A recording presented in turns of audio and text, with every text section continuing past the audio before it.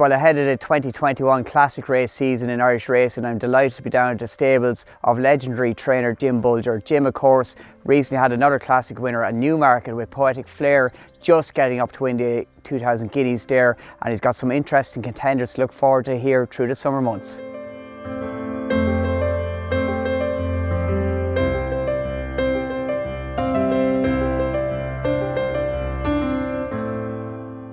Jim, first of all, it's great to see you. Pre-COVID, it's the last time we've seen you at a racetrack, but since then your horse has been more than keeping up to the side and doing the talking for you. Thank you, Fran. Yes, they've been going well, and we're happy with the situation to date. Okay, slight setback yesterday, but hopefully we'll get that right. Yes, and just looking at that, of course, Poetic Flare, great winner of the English Guineas a couple of weeks ago. France, a lot of rain prior to the race, maybe didn't play to his strengths yesterday. Well, Longchamp is a funny place for soft ground, you know, it kind of moves on top, and it didn't suit him very well. He didn't have the same turn of foot in it as he would have on good ground or on Irish soft ground where he can get a grip in it. But the wheel spun a little bit yesterday. But he still ran a good race, only beaten 2 lengths at the line. He did, he was finishing well at the death. So we'd be optimistic that we'll get him back, when I'm not certain. Looking ahead to the Irish Guineas, would that be in your mind, or just see how the week goes? We'll see how he is. I leave him in tomorrow anyway, and we'll see how we're going, yeah. And Jim, looking back at the English Guineas, great win, 3-way photo finish. Kevin Manning was at his best. He looked very good in the Leopardstown equivalent of the trial, but to go to Newmarket and pull off a win in the race that Dawn Approach won 8 years beforehand must have meant a lot to you. Yes, well, I suppose apart from his sire, it's a great race to win, and it was very welcome because we haven't had a top horse, a really top horse now for 3 or 4 years, and to keep the show on the road, I need one of those every couple of years. And it wasn't an ideal prep for him as a 2-year-old. He won the first day of the season at Naas, he had COVID, and then he went to the Dewhurst on only his second start, and then backed it up with a win at the end of the season. It took a bit of doing to do that in an unconventional year. Yeah, well, I could say I took him to Newmarket to school him for the Guineas, but it wasn't exactly like that. I thought I had him a little bit fitter. In any case, he needed the race badly, but we were happy the way he came out of it, and we were happy enough to go for the Killavullen the following week, which he won at Leopardstown. And from 2 to 3, he obviously progressed physically, and he went to Leopardstown for the 2000 Guineas trial with plenty of hopes, I'd imagine. Yeah, well, from day one now we had him marked out as a very nice horse, and he kept improving all the way along. So I felt going to Newmarket that he was as good as any 3-year-old has left here by June time. That, you know, that he was up to that standard. So I wasn't surprised that he won, but I was a little relieved after the photo finish was announced. You know, I still think that he's even better than he was at Newmarket. And Jim, different scenario this year. You're at home watching, and normally you would be in Newmarket, of course, to saddle them and deal with them and that. What's the emotions like watching it at home? Well, I could say that it's killing me not being able to go to the races, but I suppose this is where a little bit of honesty should come into it, and it suits me very well, especially the days when you get beaten, you don't have to drive home. I wouldn't be huge into the backslapping anyway, so I was happy enough to be home and to see it on the box, you know. Sure, if we didn't like TV, you fellas wouldn't have a job. Be long out one. Yes, yeah. And Jim, Poetic Flare, of course, he's by Dawn Approach by New Approach.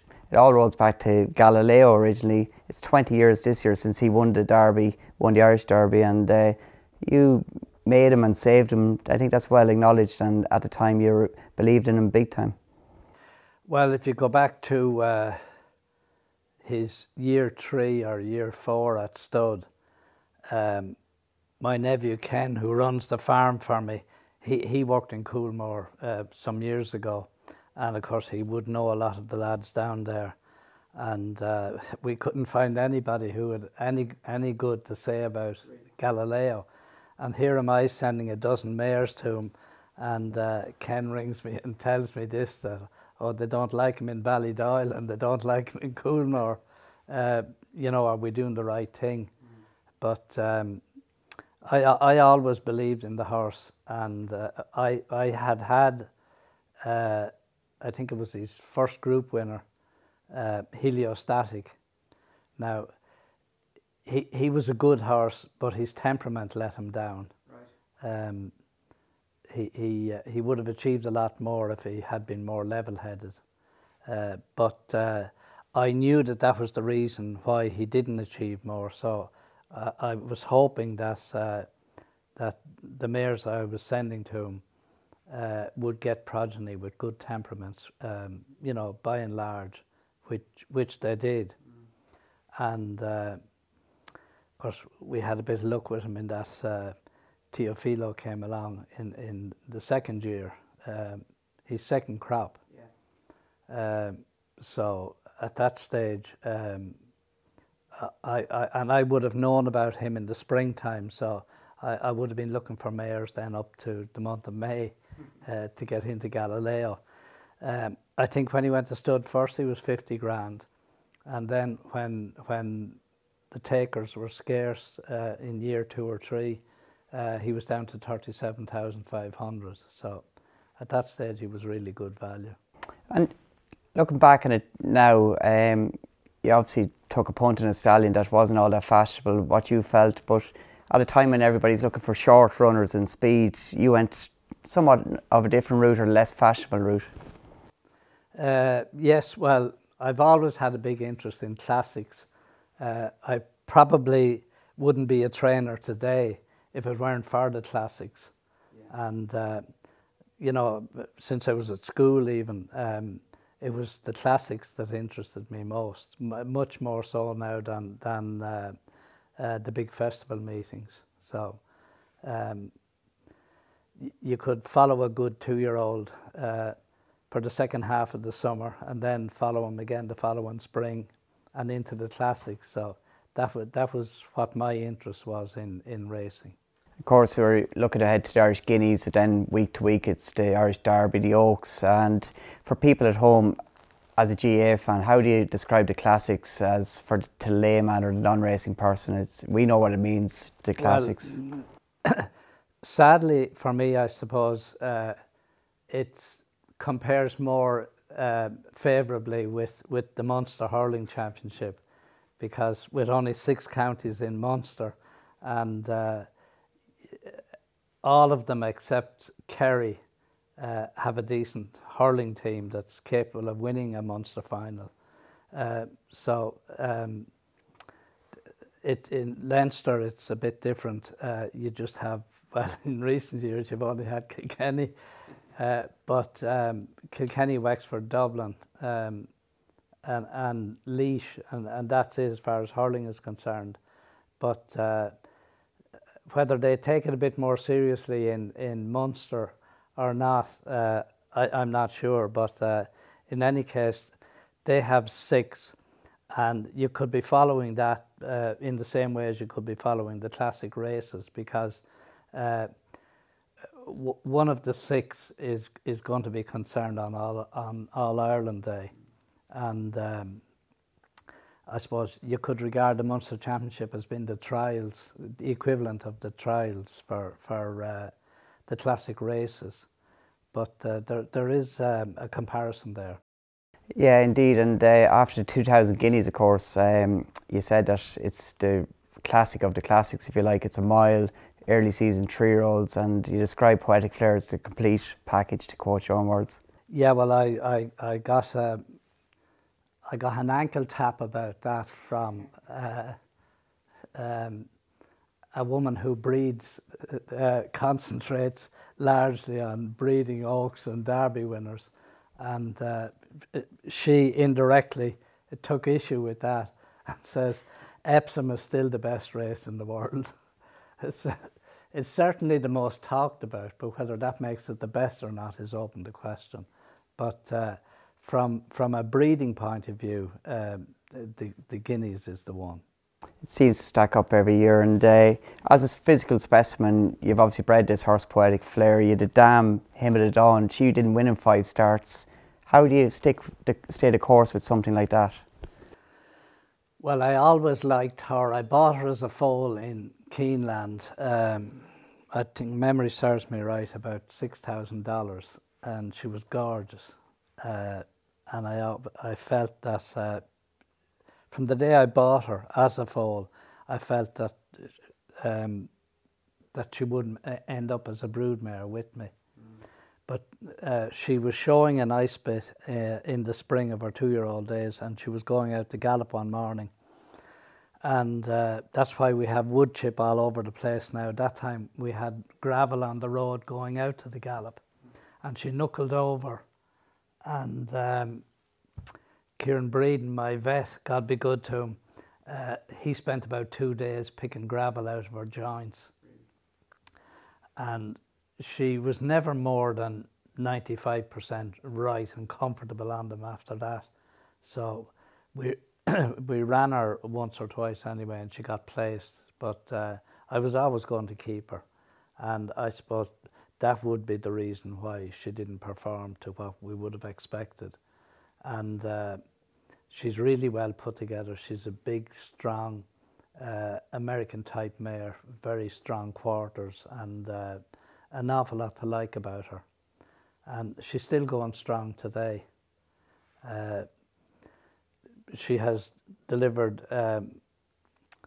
Hymn of the Dawn, and who's champion 2-year-old, and then his half brother wasn't quite as good, but he did win a Group 2 with the Curragh, and I think he's at stud in France now. And then she had 3 or 4 fillies. None of those have hit the bar, and but I've kept them as broodmares, except one that I sold on, and I'd be expecting they'll deliver as broodmares. And she has a 2-year-old this year that we like, and that's by Teofilo. And I think her foal is by Teofilo, and she's back in foal to him again.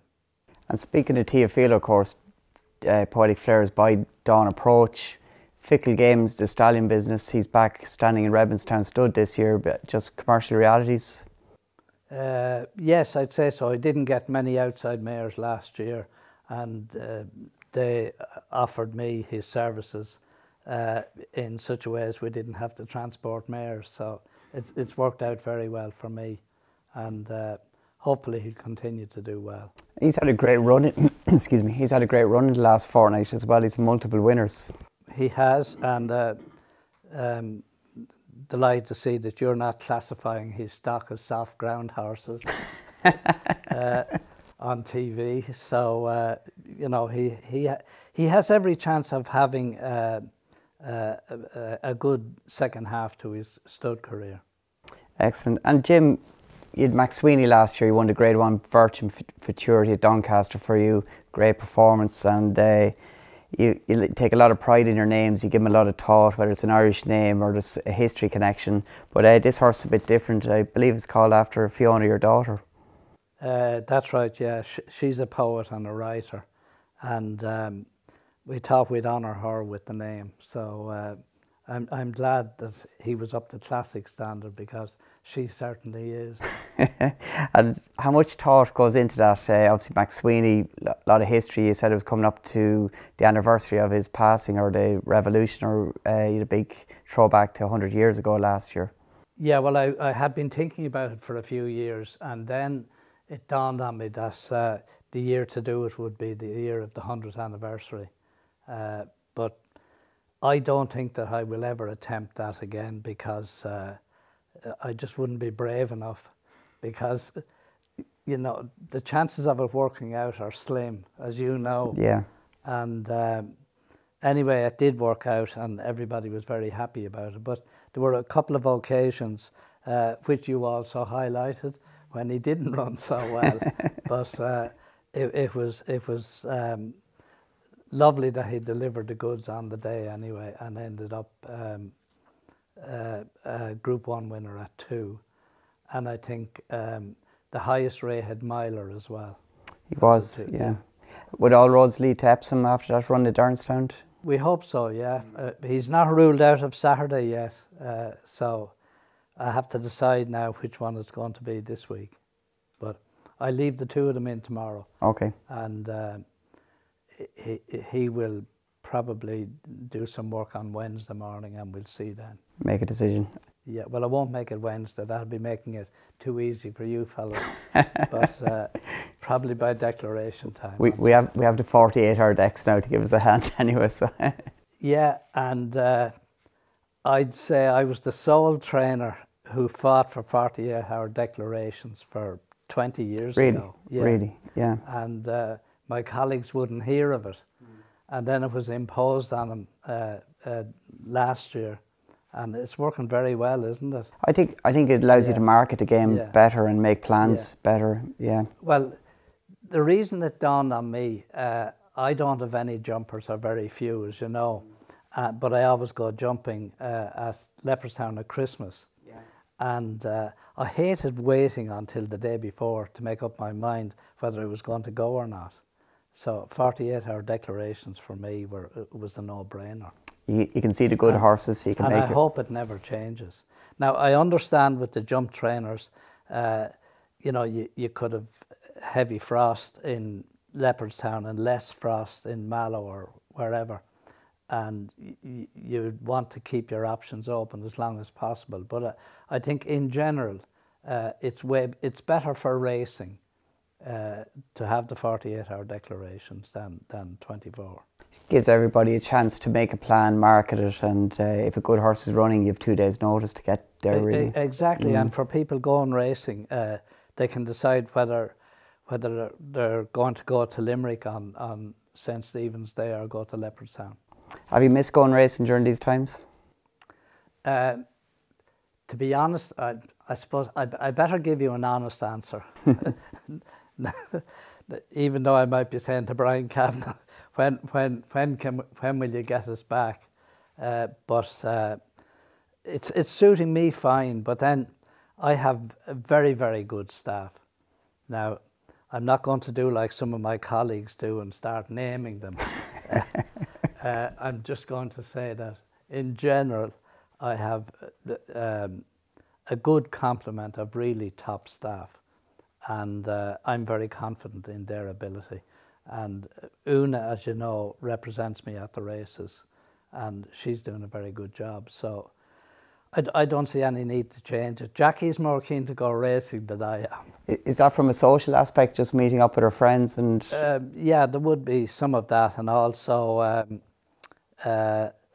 she doesn't have the same opportunity to get out of the house. She's all right now. I hope she won't mind my saying it, but she's had her 2 shots. But the joke about the 2 shots is that for us septuagenarians, you don't want to admit you've had 2 shots until they're doing the 50-year-olds. So anyway, it's up to that time. Anybody who wasn't vaccinated, well, and before we had a vaccine, was very much confined to the house. But I wasn't as confined because I can go to the yard or I can go to the farm, and I'm interacting with people all the time. So for me, I've had excuse me, relative to other people, I've had an easy enough time on that front that, you know, I've been meeting plenty of people, I've been out and about, and it so happens that the days for me are still not long enough, you know. Yeah, your routine is there, and yeah. And I'm told by the trainers who do go regularly that the atmosphere isn't good, you know. No, it's pretty. So I will go hopefully when we're allowed to go. It's not far away, hopefully, either. It's coming. No, well, I mean, even as of now, there should be some way of allowing vaccinated owners, at least, to go racing. Yeah, get proactive on it. Yeah, and for the majority of owners who wouldn't be as close to their horses as I would be, it's tough for them not being able to go racing. And hopefully that situation will change quickly. Do you think that's something that has to be rewarded down the line by race courses, by people, the people that have stuck through all the times, the owners who've stuck, couldn't go racing, that they should be well looked after and rewarded when they can go racing again? No, I think they'll have had their reward by then. Like if you've survived the COVID, that's your reward. Yeah, I'm not saying that they shouldn't be well looked after, but I wouldn't be giving out any sweeties for it, you know. Yeah. And like it's been a really tough time on people whose families were impacted by it, you know. Very much so. Yeah. Very much so. And did you ever think you'd see anything like this in all the years you've been about, or? No, well, I knew that we had a bad one in 1918, but I even when it started at the beginning, the WHO were slow to call it a pandemic, and then others were trying to say, well, it is a pandemic, but I'd say that went on for a number of weeks, maybe even months, before it was declared as a pandemic. But to answer your question, like the thought never entered my mind, you know. No. And strangely enough, when I was, say, 7, 8, 9 or 10, that was only 25 or 30 years after the Spanish flu.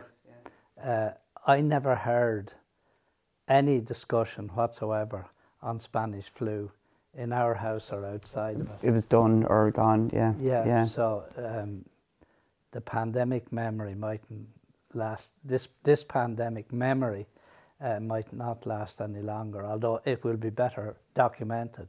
Although I have seen photographs of men with caps in Croke Park and masks on them as well. Yeah. Really? Yeah. So obviously then they were into their masks, so pity we didn't get into them a bit sooner. Yes, yeah.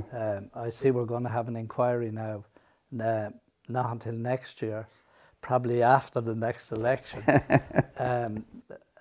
as to determine how Ireland has handled the pandemic. Yeah. So that will be interesting, but I'd have my own views on that. Yeah, it's a tough time. And Jim, just speaking about the early days, you before you moved to Coolcullen, you're here nearly 40 years next year. You had no background in racing. You never worked for another trainer. How did you get the graw or get the motivation to get going at it? Well, I've always been very grateful that I didn't come the traditional route, because I'm not saying that I was full of new ideas, because I wasn't, but I think if you work for somebody else, you bring a certain amount of that somebody else with you for your career. But there is another way as well, especially if you have an inquiring mind. Yeah. And like I was following racing from the time I was 7 or 8 years old. And we had some great examples in Vincent O'Brien and PJ Prendergast. So like the models were there for us, and they were the pace setters, and they were the ones who travelled their horses abroad and compared them with world competition and delivered the goods. So, you know, as I said, I was very interested in their careers, so I never thought that I would be anywhere nearly as successful as any of those. But I had hoped when I decided to go training full-time that at least I'd be able to make a living. It was going to be my job. Yes, so yeah. It turned out pretty okay.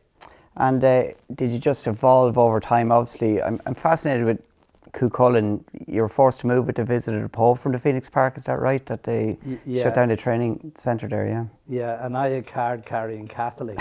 And I got thrown out of my place of employment and no due process or anything, you know. But anyway, it turned out for the better because I had been looking for another place because I had a lease on La Honda Park, which was the old training centre for Mrs. King and Sir Hugh Nugent. And I would have been the third or fourth incumbent there. But I was always going to have to get a place of my own because that had been zoned for building. Everybody at that time thought that Vincent O'Brien had the most valuable training centre in Ireland. But in actual fact, the land up there was way more valuable, you know, and it's all covered with houses nowadays. But then when we were banned from the park then by the Board of Works for the Pope's visit, well then I just had to make other arrangements. Like before that, on a serious work morning, you know, I had to be up at 4 or 5 o'clock and get the horses organised and have them on the Curragh, maybe 6:30 or 7 o'clock. Right, yeah. And I was, you know, it was tough work enough. You know, there were long days. Like if you got 6 hours sleep, you were lucky. You're doing well. Yeah. But anyway, we looked at about 40 places. Really? Yeah. Really? Yeah. And there was one place in County Laois that would have been very suitable and the price was right. But when we were leaving anyway, a big sawmill started up and the noise of it, you know, and we were so lucky that it happened while we were there, you know. Yeah. So I said, I had to rule that out then because of the noise. And a couple of weeks later then, my solicitor told me about this place. And we came down, we had a bad day at the Curragh, which wouldn't be unusual. And we came down anyway, and eventually we found it. No postcodes in those days. And I said to Jackie when we were driving in, I said, I think this place will suit. Really? Yeah. Really, just first impression? Yeah. Yeah. And I was never going to buy land and then for Jackie to have to wait till we built a house on it. You know, that was never going to happen. Yeah. So we were always looking for a place with a reasonable house on it. Yeah. And in your mind's eye, back then, nobody at Hill Gallops, from what I know, ever asked Vincent O'Brien of being in Ballydoyle. They're mainly flat, small rise. But in your mind's eye, did you picture a gallop up the side of the hill here? And was that your plan? We wanted the hill. Yeah. How did you come to that? Probably because I always believed in getting the horses well muscled up before they'd run. And it was going to be easier to build muscle on an incline than on the flat. And it was going to be easier on their legs as well. Did anyone try and put you off at the time? I know you wouldn't be swayed, but was there I didn't discuss it with anybody. Yeah. One trainer anyway told, well, he's long since passed, but he told Kevin Prendergast I'd never be heard of again. There's nothing down there on a snipe. So I said, that'll be handy. I hope there's a few of them around the gallop. We can use them as pacemakers. So anyway, I think our first runner was a winner. Right. It was a hurdle runner in Tramore on New Year's Day. And so it started then from there. But also that year, the first year we were here, we had 2 champion 3-year-old fillies. And I said, that's great, sure, I'll have a couple of those every year. Yeah. And it hasn't happened since. So, well, it happened last year with the 2 colts. Yeah. They were as near as you'll get to. Well, in my eye, they were champions. Yes, yeah. But it hasn't happened with the fillies since. You know, I've had 1 good one in a year, but I never had 2.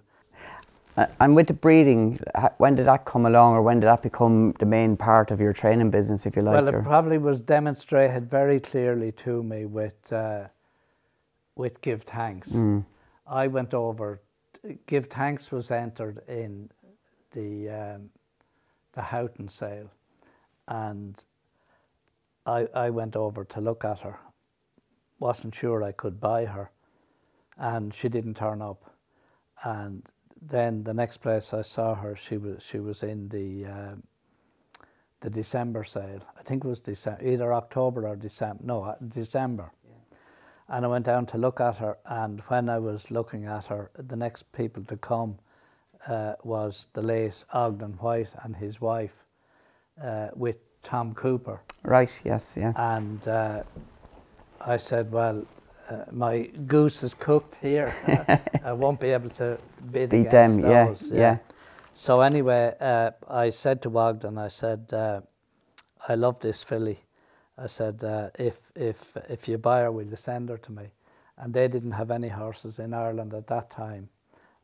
They had horses with Peter Walwyn. Yes. So anyway, they bought the filly for, I think it was 42,000, which was way beyond what I could give at the time. And they sent her to me, and she ended up champion 3-year-old, winning the Irish Oaks and a few more group races along the way. But then a year or two later, her half-sister came for sale, and I can't remember what she made. I ended up training her, but I didn't own her.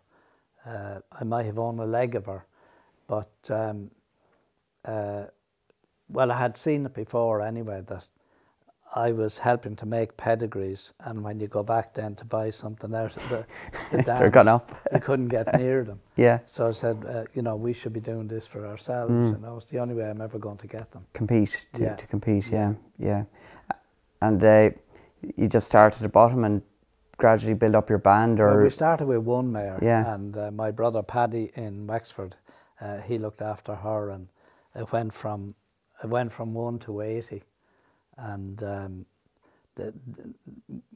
the way we have it set up now, I have enough foals every year to fill here. You know, I like to have 100 horses in training at any one time. So with 80 mares, maybe you get 60, 70 foals. So you know, we've a full complement. Yeah. Takes a bit of organisation. And then if anybody is reckless enough or brave enough to send me one to train, I'll take it, you know. Yes, yeah. But that's on the basis that when a specific race comes up, that our own horses and someone else's horses are entered in it, I'll go with the one that has the best chance of winning. Fair enough, yes, yeah.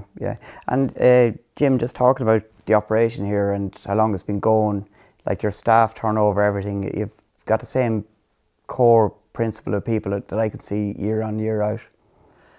Yes, well, you wouldn't want to believe everything you hear out there. Because back at the time when, at one stage anyway, I had Kevin Manning, Paul Carberry, Anthony Malloy, Paul, I forget his second name, he was a chap from Dublin who rode a few winners as well. Yeah. And Aidan O'Brien. Yeah. So I had 6 people that made their names big time afterwards.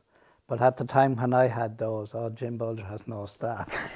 So you wouldn't want to believe everything you hear. You also poached a young trainer's son at one stage, and he's doing all right now, Willie Mullins. Yes, yeah. Willie was a competent amateur before he came to me, and I thought that, you know, that he'd make a good head man. So he was an amateur rider at the time, and he wasn't supposed to be paid, so we had to find a way around that. And there was no cryptocurrency in those days. But anyway, we managed it. And he came to me anyway, and he was with me for over a year. And I have to say that he was a really good worker and a good rider, and he contributed plenty.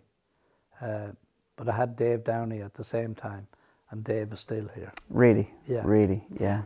And looking back, you mentioned Paul Carberry, Tony McCoy, two different characters, two highly talented individuals, but both approached it with a different mindset.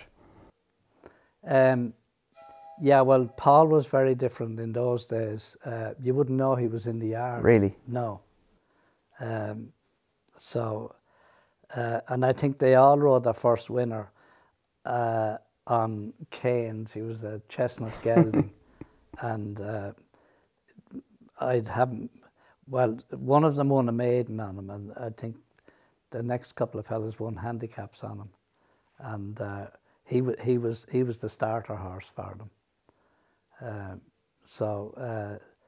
You know, it was easy enough to kind of launch their careers. I wouldn't have been able to supply them with winners at the rate that they would have been expecting. Yeah. Although Kevin Manning was champion apprentice for 2 years, but Kevin could do all the light weights, whereas the other two were more limited. But from Paul's point of view, I suppose the only thing we can claim with Paul is his style. He definitely got his style here. Did he? Yeah. He got tidier. Well, you look at photographs when, like, the lads in the yard were telling him that his daddy didn't like him because he gave him a ride in the Grand National. Nearly killed him, I think. So he came to me then the following week, and style wasn't one of the attributes you'd use when you'd be talking about him. But when he left here, he had toned the iron heels down, flat back, the whole ball of wax, and he maintained that up to the very end. And like, apart from Tommy Carmody, who was a very, very stylish rider, I'd say Paul, this is in jump racing now, and style is not something that you would associate. I'd be shot for this. Style is not something that you associate a lot with jump riders, but Tommy Carmody had it all. Yeah. Charlie Swan as well. That's right. And Paul Carberry. Yeah. But definitely he got the style here. He did, yeah. You moulded into that flat. Yeah, but we had nothing to do with his wildness. You tried to tame that probably a bit, but well, no, we didn't have it. It never arose here. He was very quiet. Yeah. And Tony McCoy, of course, the well-told story about his leg. But are you surprised how Willie Mullins, Aidan O'Brien, of course, Tony McCoy, how well they all went on to do when you look back, or is it? Oh, well, I'd have been disappointed if they hadn't turned out as good as that. No, obviously not. No, but it's lovely to see it.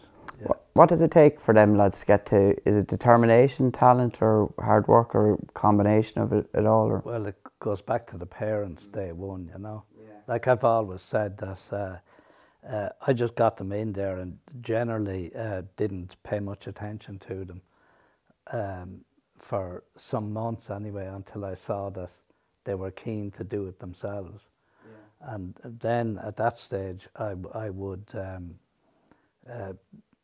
you know, try to teach them and encourage them as well. But none of those required much encouragement. Like, yeah, they were ambitious enough. They were here for a reason. Anthony McCoy kept it very well hidden. He didn't give us the impression that he was quite as hungry as he became afterwards, you know. Yes, yeah, yeah. And Kevin Manning, you've mentioned him already. I'm going to take an opportunity now to correct how hard I was on him. When he got the fall on the gallop, that's well documented at this stage, only the sequence isn't right.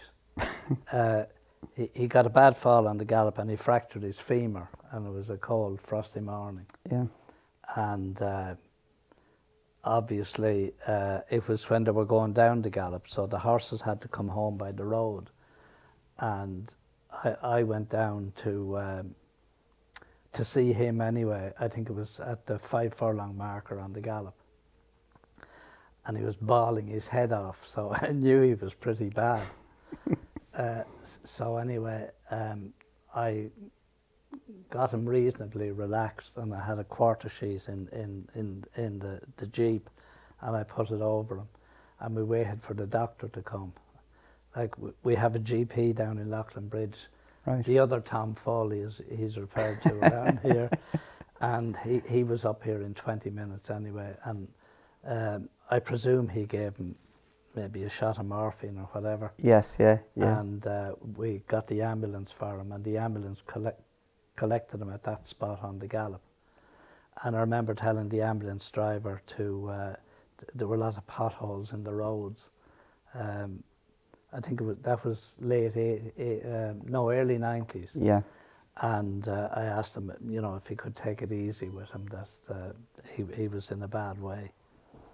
But anyway, when the book was written, so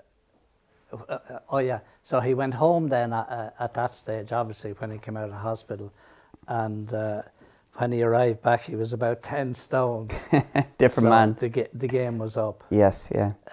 But I genuinely wanted to keep him for another year, because I reckon if he goes to England at this stage, and you know, he's going to be schooling horses over fences, and also riding novices over fences, and anything could happen to him.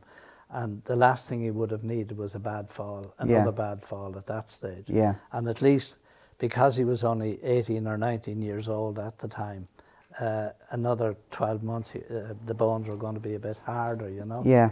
But anyway, he wasn't having any of that. And I tried every trick in the book with him to get him to stay for another year, but I wasn't having any success. So eventually, anyway, I had to say to him, look, Anthony, I said, it's only 12 months ago since you were bawling your head off down the Gallop. So, but the story got told that I told him that morning that he wasn't hardy enough to be a jump jockey, but that didn't happen for 12 months later. Yeah, and it was only to try to keep him for another year, because in my opinion at that stage, the last thing he needed at that stage was to be going schooling over fences. But in any case, he was strong-willed and he left, and sure, everything turned out probably 100 times better than I ever expected. I don't know what he expected at that stage. He'd probably tell you that he was going to be a champion jump jockey for 20 years in a row. But I felt that anyway, that, you know, wait for 12 months, get a bit stronger, and then go. Yeah. And Kevin Manning, you mentioned him. When I first started riding, he's 15 years older than me. Does the hard yards with his weight, and in my mid-20s I remember thinking, God, Kevin's 35, 36, 37, one more year or two max he's done. 54 years of age, he's still riding classic winners for you. It's some achievement. Yeah, but you were tempted by the manna in the meantime. You took the money and went. You found an easier life. Only for that you could be still doing it. Yeah. You would have ridden See the Stars. Yeah. He's a top rider, as I said recently. In our opinion of him here, it's like what Lester said years ago, that he was champion jump jockey, whether he was champion jump jockey or not. So we have the same opinion of Kevin today, that's where he fits. Yeah, and prior to him, of course, Christy Roach, you broke records together, and Jet Ski Lady winning 50-1 in the Epsom Oaks. Yes, San Jovite, that Derby win at the Curragh, I think it 4, 5, 6 winners of the day, maybe 5 winners. Yeah, 5. That topped all, did it?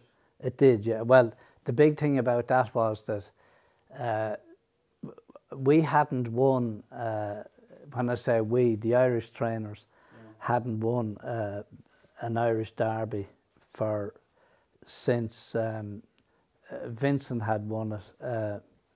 Probably would have been his last Derby winner, and then we went about 10 years, and the Brits were coming over every year and going home with the Derby. Yeah. So I'd say that's why he got such a big reception that day at the Curragh. Yeah. Like, they nearly took the roof off the stand when he kicked on 2 down. So, you know, that was a huge day. And then to have four more winners along with that was a remarkable day. On the biggest day of the Irish flat season. Yes, yeah. And Jim, back then there was a great rivalry through that season with Dr. Devious, of course, wasn't it? Peter Chapelheim and your horse, but he went on to win the King George in the meantime. Yeah, well, we had a bit of controversy with what's new, you might say, with the Turf Club and Christie's suspension. And we wanted him for San Jovite, so we had to find a way of getting him on him, and we succeeded anyway. Yeah. And Dr. Devious had beaten us at Epsom. San Jovite was held up. I think he got a little bit of wood chip in his heel, and we had to treat the infection. So and go easy on him for a couple of weeks before Epsom, and he just wasn't cherry ripe on the day, and he needed the run. So we were very confident that with the run under his belt that he would reverse the placings, but we didn't think that he could do it by a dozen lengths, you know. But anyway, Peter, I've always had a good relationship with him, and still do, and I always wish him well. But Peter said that day anyway that the Irish Derby had been won by the man who runs Irish racing. He was alluding to the long drawn out saga trying to get Christie on to him, you know. And to go there that day after all the drama, was it relief, satisfaction, or every emotion mixed up? The whole ball of wax, yeah. It was everything. Yeah. And you ran a couple of pacemakers that day. They broke the track record. There might have been a bit of a hoo-ha over that. I think it was 3, and the 3 of them weren't, with all due respects to their owners, the 3 of them weren't worth 10 bob. So that's why we had to have 3 that we didn't trust any one of them to be able to bring him along even for 3 furlongs, you know. But as it happened anyway, they jumped out one after another, and as one tired in front, the other one took over. But they took him to the top of the hill, which was good enough for him. He'd used the other 8 furlongs to kind of to warm up, which he did nicely, and then he took it over just turning in, and sure it was all over when he turned in. And he's still your highest rated horse record, type form 135, above New Approach, Teofilo, etc. Yeah, well, sure. Up to the time See the Stars came along, I always regarded him as the best 3-year-old colt trained in Ireland, including Nijinsky and the whole lot of them. Like he was the complete job, you know. He wasn't a top miler. We did bring him to Longchamp for the colt race. It had a different name then. I can't remember what it was. But the colt race on Arc Day, and he finished 3rd or 4th in that to Irish River. And I'd say Christie and myself were the 2 happiest people coming home on the plane that night, that we knew we had a real one, and we weren't worried about where Irish River turned up the following year, because we knew that at 1.5 miles that this fellow would be the goods. And what we didn't know about him was that he was pretty useless in soft ground, and I think he had 2 runs that were disappointing. No, maybe only 1 run. I think he ran at the Curragh, I think over 7 in soft ground, and it didn't happen anyway. But the next time then he put on a better show, and we coming up to Epsom we had him really right. But then when he got the heel infection, that cost us a couple of weeks, and after Epsom then we had a proper horse then after that. But Christie only had the suspension lifted in the High Court to ride at the Curragh in the Derby, but sure, he didn't care. Yeah. And then by the time the King George came up, his case had been heard and he was suspended. So, and I don't think he wasn't treated very fairly. Sure, all he did was give a young fella that took his ground or endangered his life at Naas. He gave him a slap of his whip on his back. Yeah, yeah. And there was no mark on him. So I thought that the suspension was pretty tough, you know. But anyway, that was Stephen Crane's bit of luck. Yeah. Mrs. Payson wanted Steve Cawthon to ride him. The American connection, or a bit, yeah.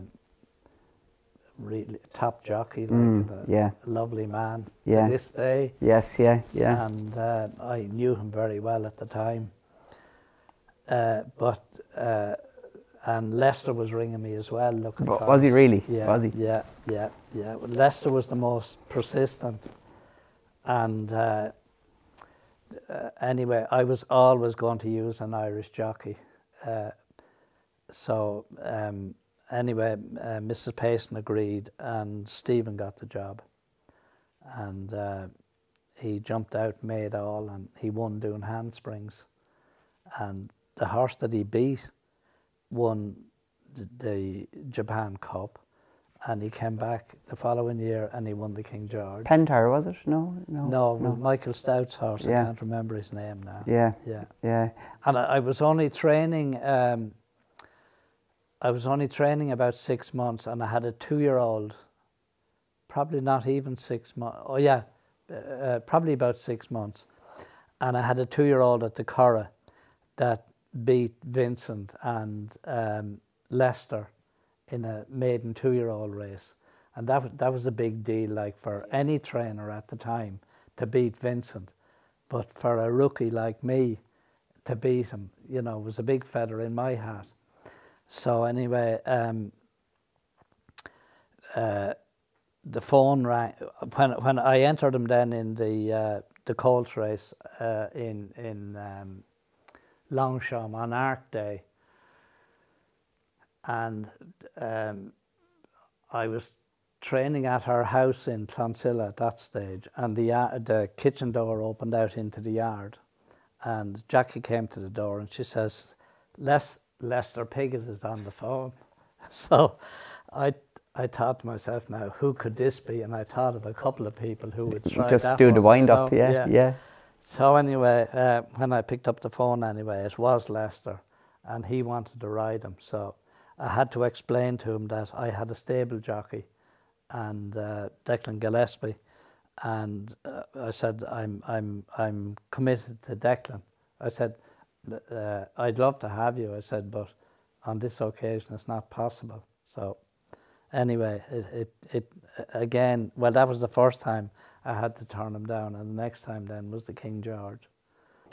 Amazing, man. And Jim, just you mentioned Irish racing and promoting Irish racing. I know in a normal year you love to go up to your great friend Kevin Prendergast to look at the Cheltenham Festival. You go to Leopardstown. What did you make of this year's Cheltenham Festival and Irish racing in general? You've won a French Guineas yesterday. Chester Cup last week was won by an Irish trained horse. Are you surprised, or is it just such a high standard here of racing? Yeah, well, I suppose the aforementioned Vincent O'Brien and PJ Prendergast, they laid the foundations. So our generation would have been slow, to say the least, if we weren't able to build on that. Now it took a long number of years. Like I think Vincent had his first Derby winner, I think back in, it was Larkspur. You can look it up and you'll be able to tell the viewers when it was. But I'd say that it was probably around 68. I was working as an accountant at that stage, but I never worked on Derby Day in my life. I always took a day's holidays. And I remember all his Derby runners. Really? And I remember Larkspur, Sir Ivor and Nijinsky, the early ones. So then they kept coming for a number of years, maybe 10 or 12 years after that.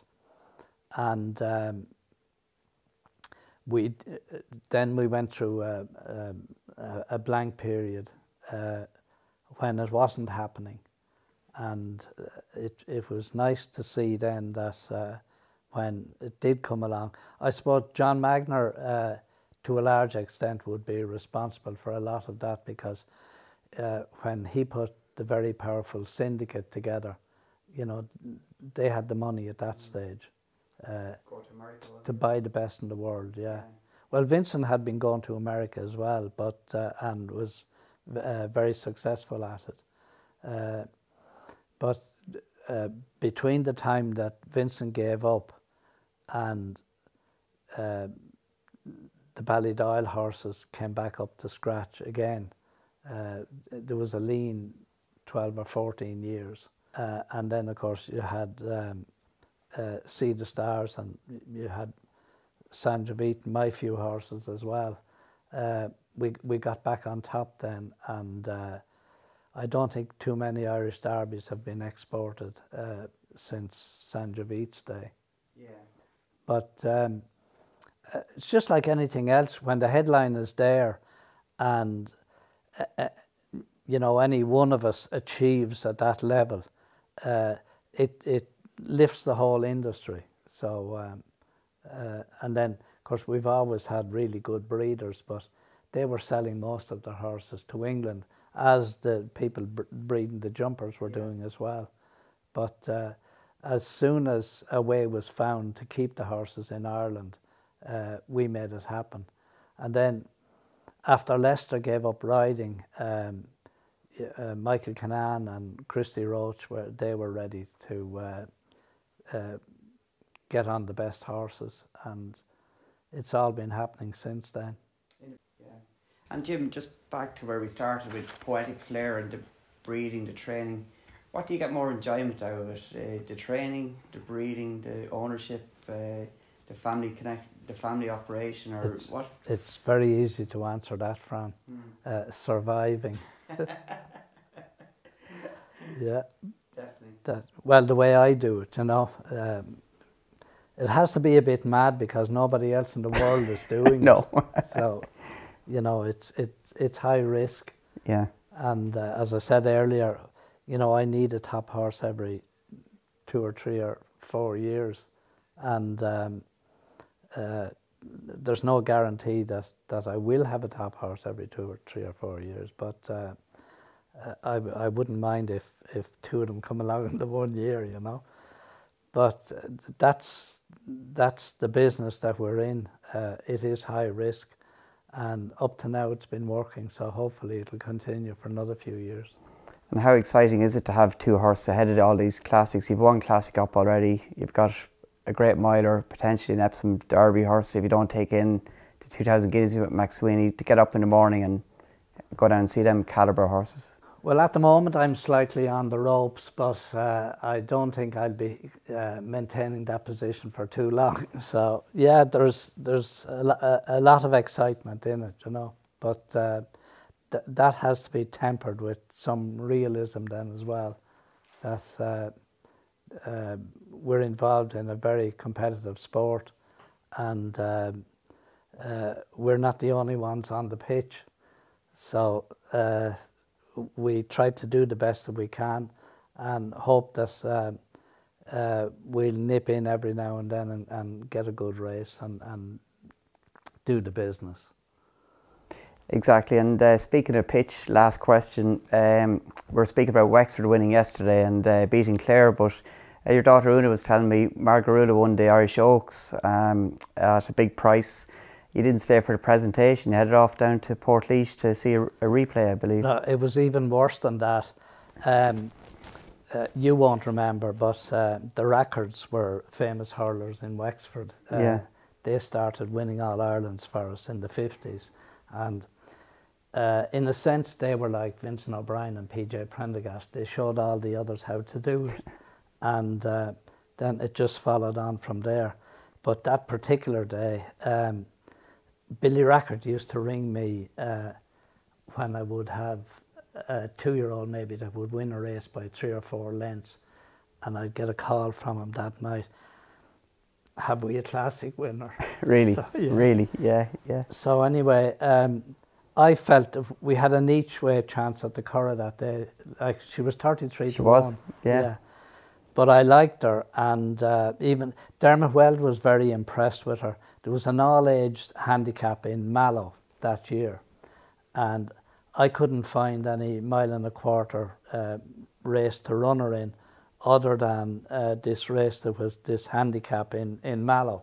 And I ran her, and Dermot had a few quid on one that he had laid out, and we beat it.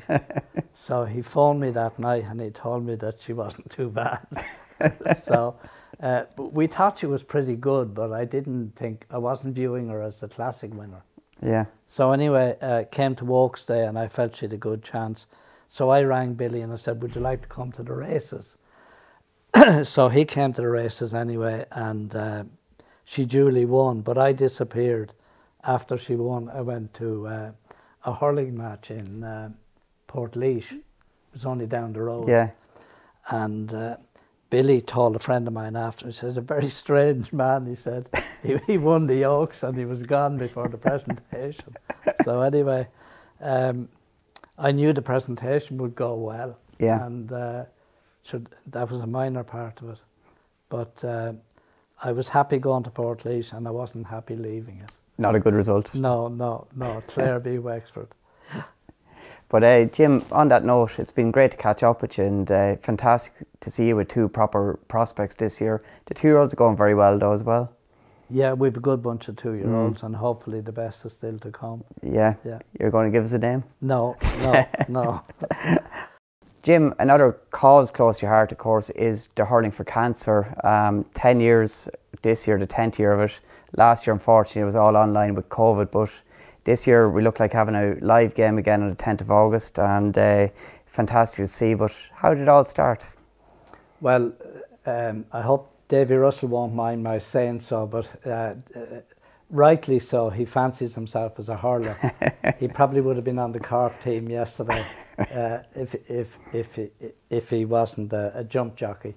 But in any case, he wanted to have a go at playing our fellas with the jockeys. As you know, a number of the jump jockeys are quite good hurlers. And he wanted to play my staff. So, and that had been going on for about a year.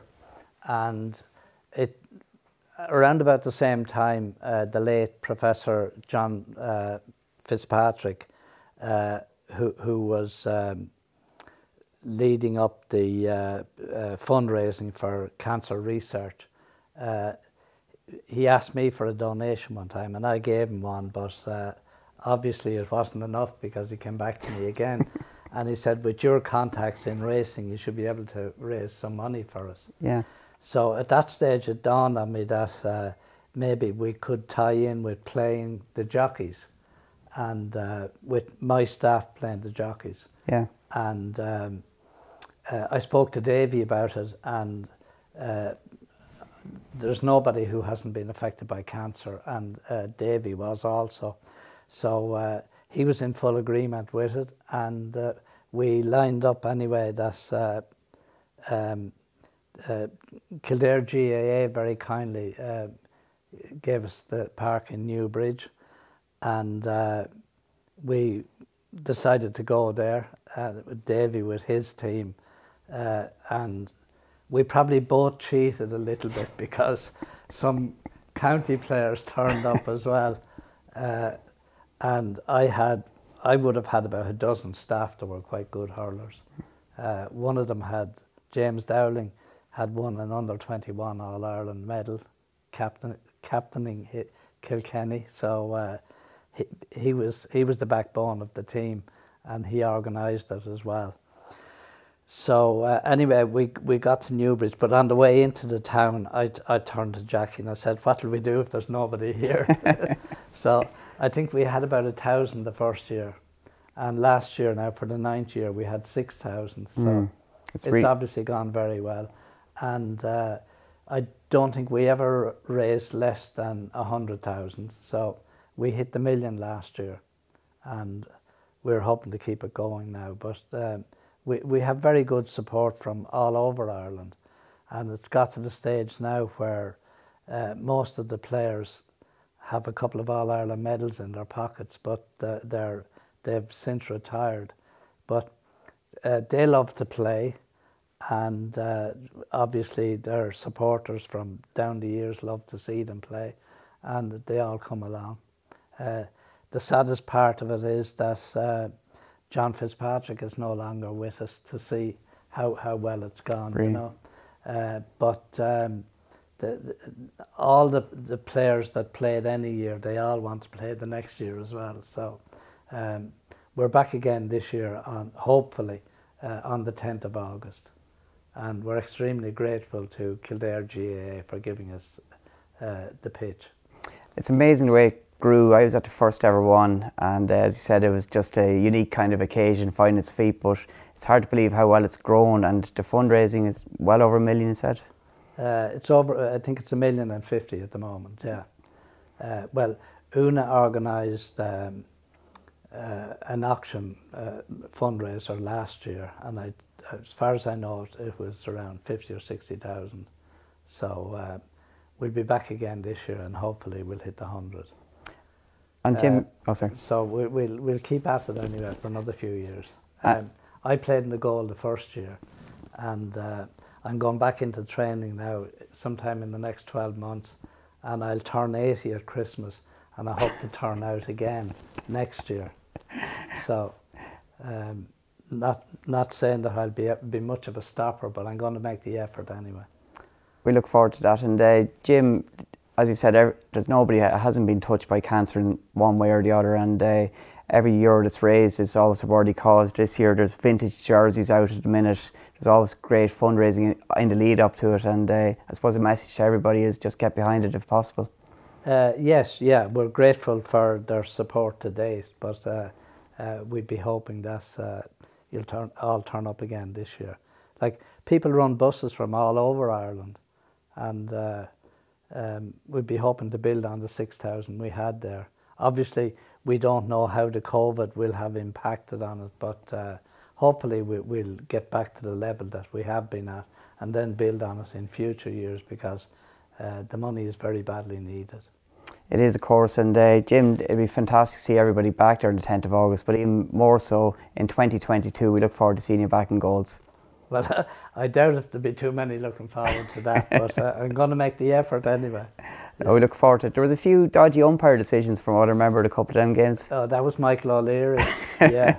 I think the first one where he did umpire, the Davies team were a point down, and Davy was riding for Michael O'Leary at the time, and I don't know who hit in the ball, but it was about 20 yards wide, and very quickly, but of course Michael would have known that the time was short, and he picked up the white flag and waved it, you know, so. Oh, look, great memories, and we look forward to seeing everybody back in August. Yes, and we hope Michael will come back again. He's been missing for a few years. And bring a few quid with him as well. Well, he always did that, yeah, in fairness. On that note, Jim, thank you very much. It's been great. Well, it's lovely having you, and delighted to see you looking so well. Thank you.